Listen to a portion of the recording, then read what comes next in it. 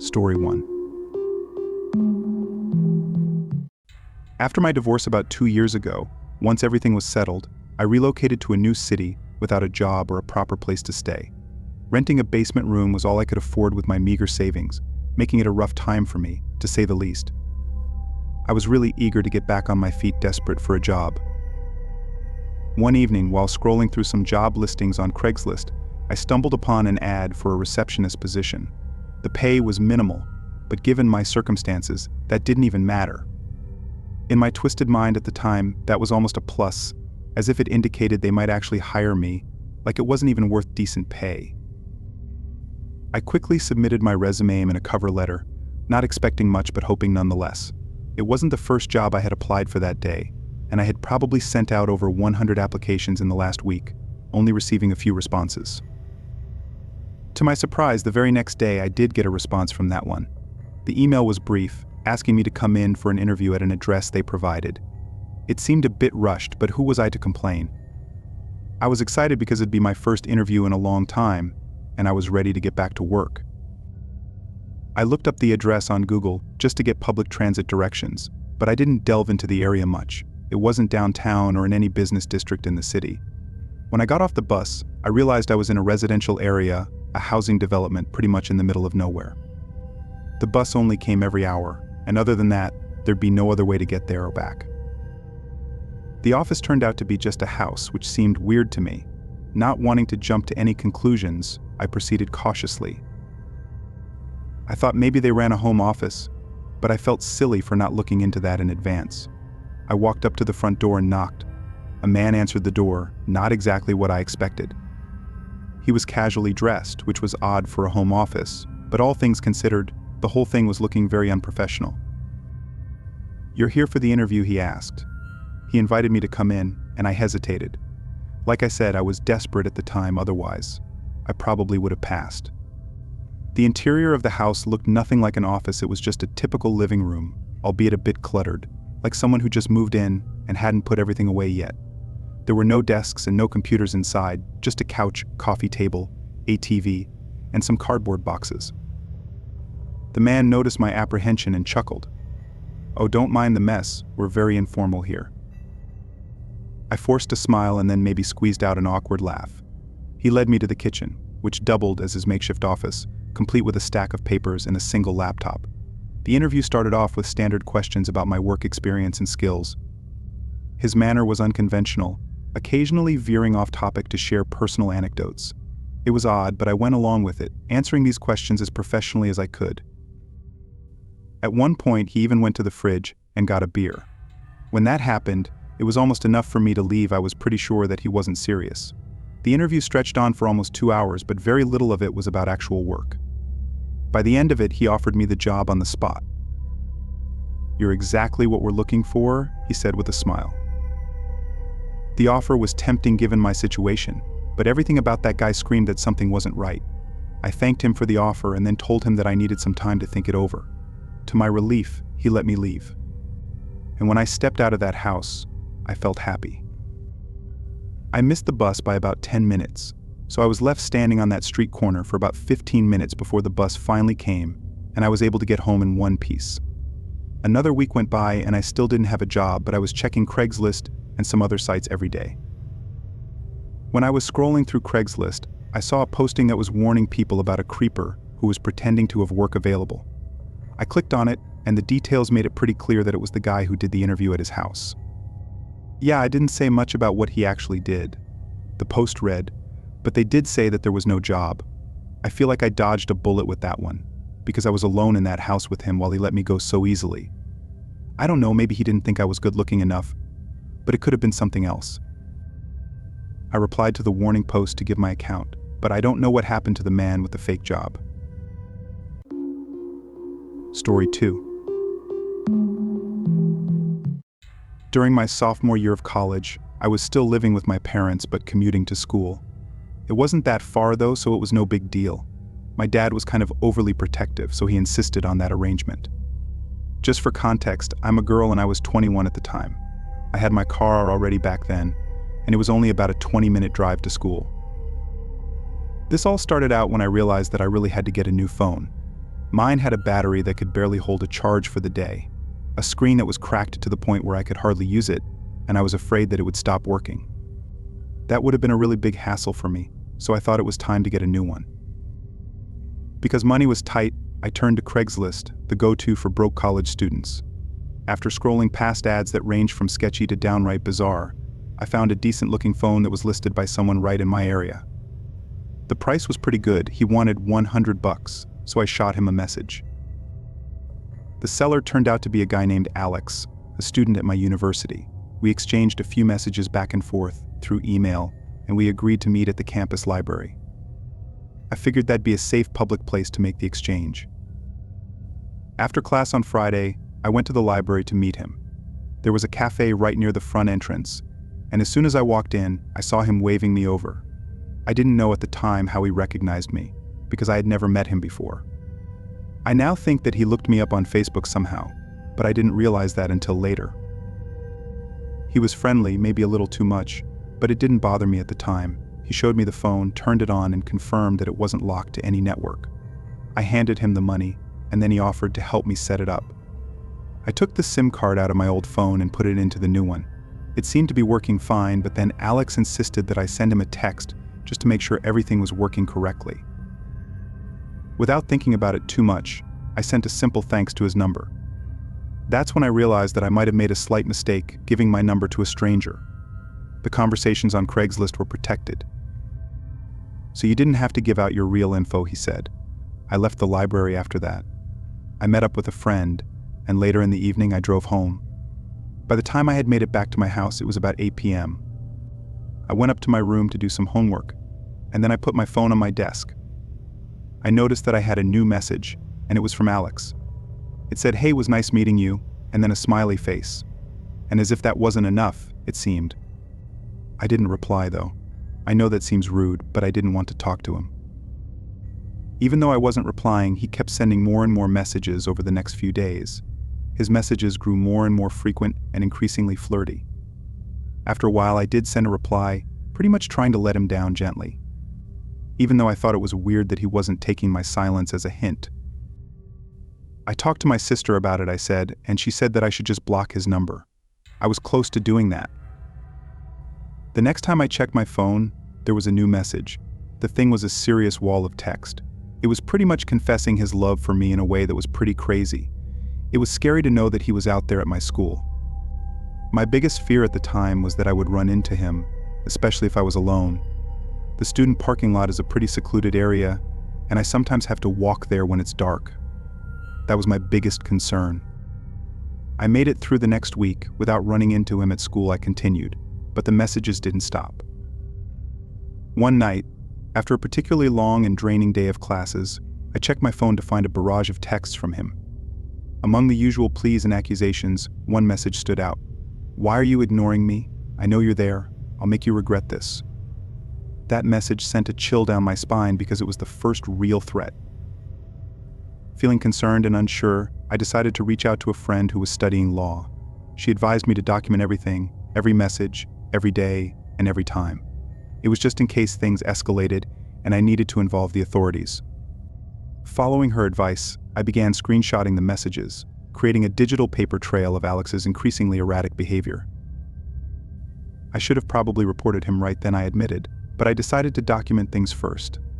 I also took your suggestion to firmly tell Alex to stop contacting me. That way he wouldn't have any excuse. So I sent him a message that was clear and to the point, basically saying as politely as I could to leave me alone. Not surprisingly, that didn't work.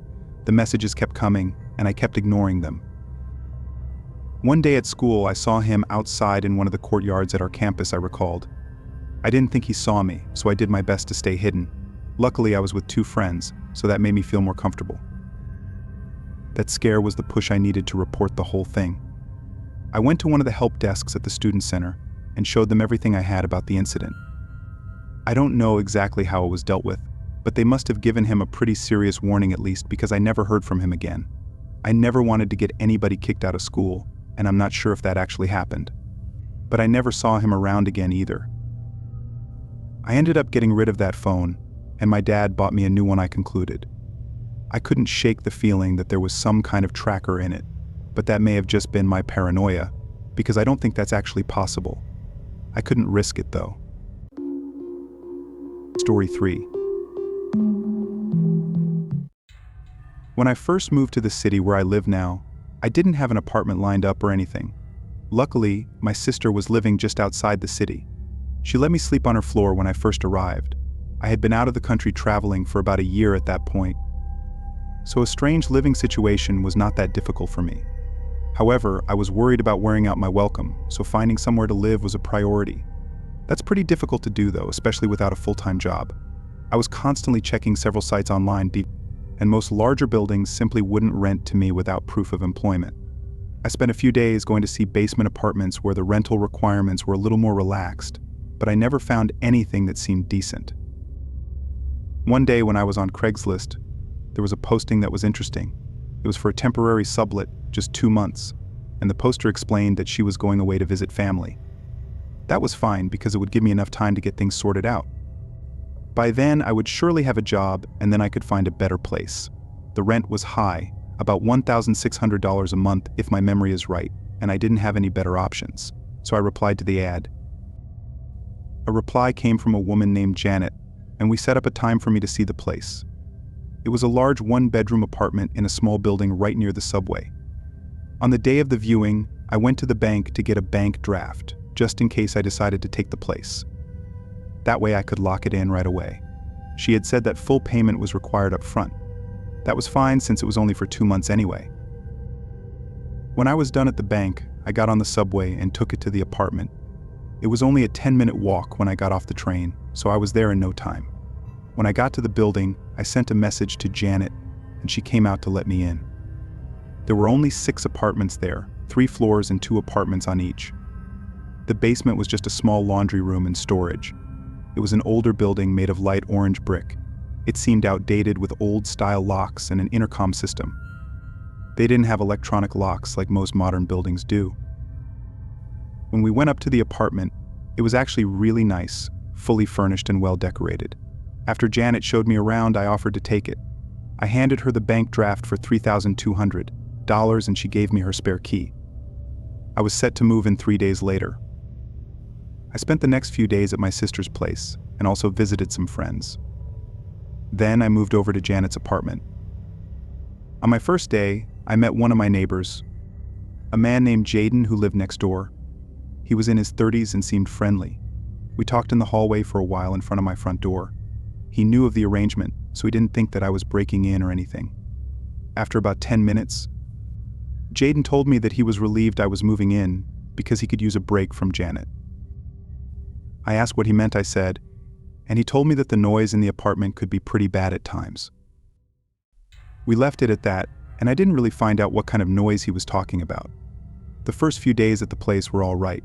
It was weird being in somebody else's apartment, but it was probably the most comfortable I had been in a long time. It was a big step up from my sister's floor. About a week after I moved in, though, I continued.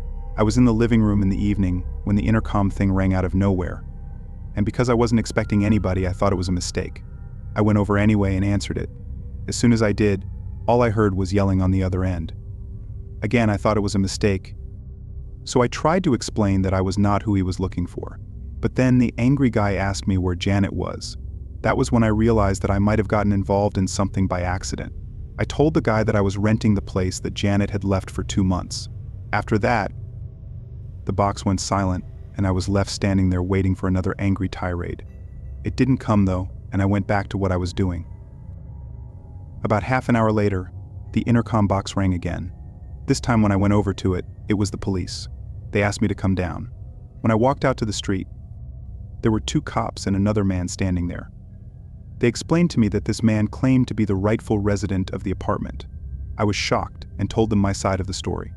I even had proof of the bank draft that I used to pay Janet. The other man, however, had a lot more proof than me. He had bills and mail addressed to the apartment. And even though he wasn't on the lease, the cops decided that it was his place and I had to go. They only gave me 15 minutes to get my stuff. It was about 9 p.m. already. And luckily when I called my sister, she picked up, and I stayed with her that night. Over the next week. I recounted. I tried to get in touch with Janet. She was hard to find. Eventually, when we did talk, she admitted that the man was her boyfriend, or she claimed that the apartment was hers and he had no right to be there. That didn't do much for me, even though I was out thousands of dollars with no place to stay. After arguing with Janet for another week or so, she agreed to give me back half my money if I agreed not to pursue it further. I thought that was a bad and pretty insulting deal, but I just couldn't be bothered with that situation any longer. I took it and moved on. I still don't completely understand the laws with regards to that kind of thing. I admitted, but I got screwed pretty bad there. I made a sketchy deal with Janet. It was all under the table. I was never on any lease, and there was no real paperwork other than the bank draft. My advice to everyone is to keep things legal. Don't trust random people off the internet, and most importantly, stay out of other people's drama. I learned all of that the hard way. Story 4.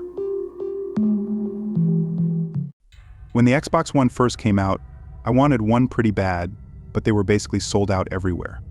I don't know if anyone else remembers, but it was pretty impossible to find one in my area. I was keeping an eye on some of the main websites and also checking Craigslist to see if one would come up. There were a few listed locally, but the sellers all wanted some crazy price, like double the retail price. I wasn't going to pay that, so I had to wait for a while. Eventually, I stumbled upon a listing on Craigslist that seemed good. The price was decent, but actually right around the new price. The seller said it was barely used, though. After a few messages back and forth, I continued. We agreed on a price that had me feeling pretty smug about my negotiating skills. I managed to get him to budge by $20 or so. Because of my job, meeting up during the day was out of the question, so we settled on a time later in the evening. It was February, and the sun had gone down by the time I left work.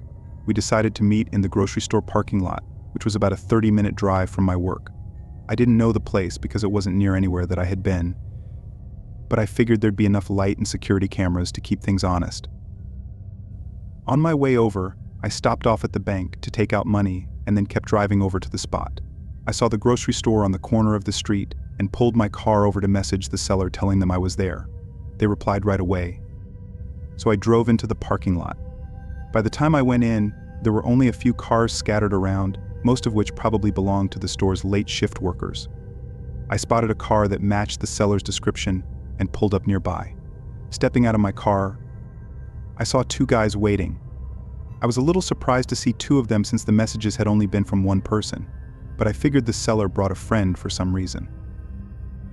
We said hello and I followed them to their car expecting to see the Xbox. As we stood beside their car, the chill of the February night was cold. I tried to keep the conversation light and focused on the Xbox, and I couldn't shake the feeling that something wasn't right. Neither of them had brought the console out yet, and they seemed more interested in small talk than anything else. "So you got the Xbox in the car?" I asked, hoping to steer the conversation back on track. "Yeah, just give us the money, and we'll get it for you," one of them replied. That made me pretty uncomfortable, because I wanted to at least see it before handing over the cash. "Can I see it before I pay?" I asked, trying to sound confident. There was an awkward moment of silence, and the vibe changed. The friendly facade fell away as one of them, the taller of the two, reached into his jacket and pulled out a gun. It was a moment that felt surreal, like something out of a movie. The dark metal of the gun in the dim parking lot was all too real, though. "Money now," he demanded, his voice low. I could hardly believe what was happening, but there I was, staring down the barrel of a gun. With shaking hands, I handed over the cash that I brought for the console, hoping that'd be the end of it. But it wasn't. With the money in their hands, they decided they weren't done with me yet. "Let's take a walk," the one with the gun said. Then he motioned towards the back of the grocery store where an ATM glowed faintly in the darkness. I know I should have been trying to figure out a way out of this, but at the time I couldn't think clearly. I had no choice but to follow their orders. When we reached the ATM, the taller guy, the one with the gun, stood back slightly while his partner stayed far away. I think they were trying to stay out of range of the cameras. "Every ATM has one, I think." "Take out everything you can," he said. I remember thinking how absurd it was that I was about to drain my account for these thieves, but I had no choice. My hands were shaking as I punched in my PIN number. I think it took me 2 or 3 tries to get it right. the machine spat out the maximum amount that I could withdraw, $1,500. I think an amount that took me months to save. Gone in seconds. I handed it over, hoping against hope that it would satisfy them, but it wasn't. "Your phone," one of them demanded. I hung my head, wondering where this all would end. I remember feeling a sense of hopelessness when I handed it over, knowing that I would have a hard time calling for help, which is probably the reason they wanted it at all. I gave it to them, like I had a choice. For some reason, maybe they forgot, but I didn't have to hand over my keys.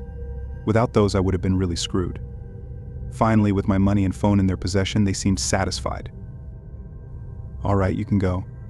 "Don't do anything stupid," the taller one said, motioning with the gun for me to leave. I didn't need to be told twice. I walked away as fast as I could without running, not daring to look back. Once I was sure I was out of their sight, I sprinted the rest of the way back to my car and locked myself inside. And I took a moment to let the reality of what had happened sink in. After a few moments to collect myself, I started my car and drove until I found a 24-hour convenience store. The clerk there allowed me to use the store's phone to call the police. The officers arrived, and I told them what happened that night. I got a pretty good look at both of them and the car they were driving, and I was pretty sure that there were cameras all over the place, so it shouldn't have been a real problem to find them. It took a few days, but the cops did make an arrest. They were able to get my phone back and most of my cash as well. I got the full $1,500 back from the ATM, but they must have lied about the amount for the Xbox. It ended up being short just about $100. I was really just glad that those jerks were caught. And yes, they did do time for the robbery.